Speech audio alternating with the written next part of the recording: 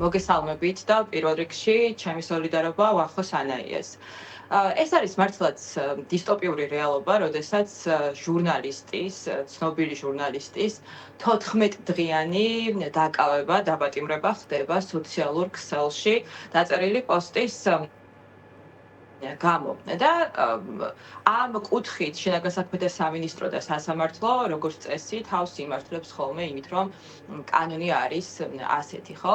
პირველ რიგში ქრონოლოგიურად რომ მივყვეთ ამ ამბავს, ვნახავთ იმას, რომ რეალურად 2024 წლის 28 ნოემბრიდან დღემდე არაერთი სამართლებრივი აქტი იქნა მიღებული, დაჩქარებული წესით, რომელიც ჩვენმა ორგანიზაციამ შეაფასა როგორც პერსონიფიცირებული კანონმდებლობა. ანუ ეს არის კანონმდებლობა, როდესაც გარკვეული საკითხების მოწესრიგება ხდება არა იმის გამო, რომ რაღაც ნეიტრალური დღის წესრიგიდან ეს იყოს საჭირო, საზოგადოებრივი კეთილდღეობის მიზნებისთვის, არამედ იმის გამო, რომ ამ კანონების მიზანი რეალურად არის პერსონიფიცირებულად იმ კონკრეტული ადამიანების ჯგუფის მიზანში ამოღება, რომლებიც გამოხატავენ პროცესს.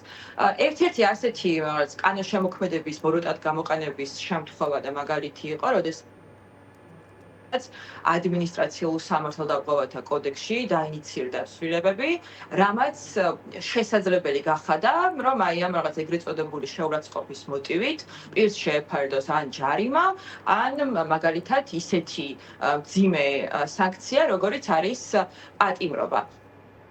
ასეთი პრეცედენტები რეალურად ლახავს არა მარტო ინდივიდის ამ შემთხვევაში ვახოს ანაიას როგორც ჟურნალისტის, როგორც ადამიანის უფლებებს, არამედ ეს საერთო ჯამში ძირს უთხრის იმ მთავარ საწყისებს, რაც საზოგადოებას სჭირდება იმისთვის, რომ იცხოვროს უსაფრთხოდ დემოკრატიულ საზოგადოებაში. თუ ადამიანს იმის განცდა არ ექნება, რომ სოციალურ ქსელში გამოხატული თუნდაც კრიტიკული, თუნდაც რაღაც ისეთი ვულგარული შეფასების გამო მას შეიძლება მოუწიოს რომ საპატიმროში გაატაროს 14 დღე ან უფრო მეტი, იმიტომ რომ კანონი რეალურად ითვალისწინებს უფრო მეტი დღით პატიმრობასაც. ეს ბუნებრივია, რომ აი რაღაც უსაფრთხოების გარანტიებსაც ურღვევს, ხო და ადამიანებისთვის ქმნის რეალურად თვითცენზურის რისკებს, იმიტომ რომ რეალურად ვახოს ანაიასთვის აი ამ საპატიმრო სასჯელის შეფერდება მიზნად არ ისახავს მხოლოდ ვახოს დასჯას, არამედ ეს ბევრად უფრო ფართო მასშტაბიან მიზანს ისახავს, როგორიც არის თვითცენზურის განხორციელება საზოგადოებაში. და ეს არ არის იზოლირებული შემთხვევა, ხო? ჩვენ ბოლო წელიწად-ნახევრის განმავლობაში ვხედავთ სხვადასხვა რეპრესიის ფორმების პერმუტაციებს, ხო? ისინი სხვადასხვა დროის განმავლობაში მეორდება სხვადასხვა თანმიმდევრობით, მაგალითად დაიწყო ეს ფიზიკური ძალის გამოყენებით, სისტემური წამებით, შემდეგ პოლიტპატიმრებით, შემდეგ იმის გამო რომ პროტესტი, ასე ვთქვათ, მაინც გრძელდებოდა, სხვადასხვა საკანონმდებლო ცვლილება იქნა შემოღებული თავად პროტესტის სხვადასხვა ფორმის მიზანში გამოგაბისთვის, როგორც იყო და არის მაგალითად ტროტუარზე დგომის გამო ადამიანების დაკავება. ამიტომაც ეს იმ საერთო სურათის ნაწილი არის, რომელიც ქვეყანაში ქმნის ადამიანის უფლებების კრიზისს, რომელიც განსაკუთრებით ერჩის სამ სუბიექტს, ხო? ესენი არიან მედიის წარმომადგენლები, ჟურნალისტები, ესენი არიან სამოქალაქო ჯგუფები, ხო? სამოქალაქო საზოგადოების ორგანიზაციები იქნება ეს თუ პროტესტში მყოფი ადამიანები და ესენი არიან პოლიტიკოსები, ხო? ოპოზიციური ჯგუფების წარმომადგენლები. ანუ ამ გადაწყვეტილებაში ფიგურირებს შინაგან საქმეთა სამინისტრო და სასამართლო, ხო? კონკრეტული მოსამართლის გადაწყვეტილებაა ეს ვახოსთან დაკავშირებით პატიმრობა 14 დღიანი. აი სასამართლოს რა შეუძლია ამ შემთხვევაში? თქვენ ასევე წერდით იმის შესახებ, თუ რეალურად ფორმალური, თქვათ, საკითხების მიღმა კიდევ რა ფუნქცია შეიძლება ჰქონდეს სასამართლოს, ხო? როდესაც ამგვარი საკითხის წინაშე დგება და კანონი ასეთია, მხოლოდ რატომ ვერ ამართლებს ანუ ამ სურათს, ამაზე რა შეგიძლიათ უთხრათ ჩვენ საზოგადოებას?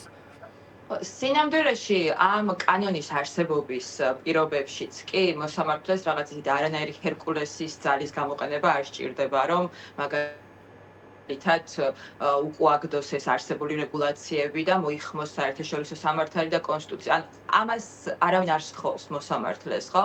მას არსებულ რეგულაციებშიც კი კეთილსინდისერად თუ კი მისი ინტერესი არის მართლმსაჯულების აღსრულება, როდესაც ნორმები განსაკუთრებით ბუნდოვანებით ხასიათდება, ხო? ეს იყო მეთოდირის შეფასება, როდესაც მათ რეალურად გამოაქვეყნეს პროფესიონალური სამართლებრივი შეფასება ამ კანონების თანხვედრისა საერთაშორისო ადამიანის უფლებათა სამართალთან და ერთ-ერთი მთავარი რასაც გაუსვეს ხაზი იყო ის, რომ ეს ნორმა თავის შინაარსით არის ბუნდოვანი.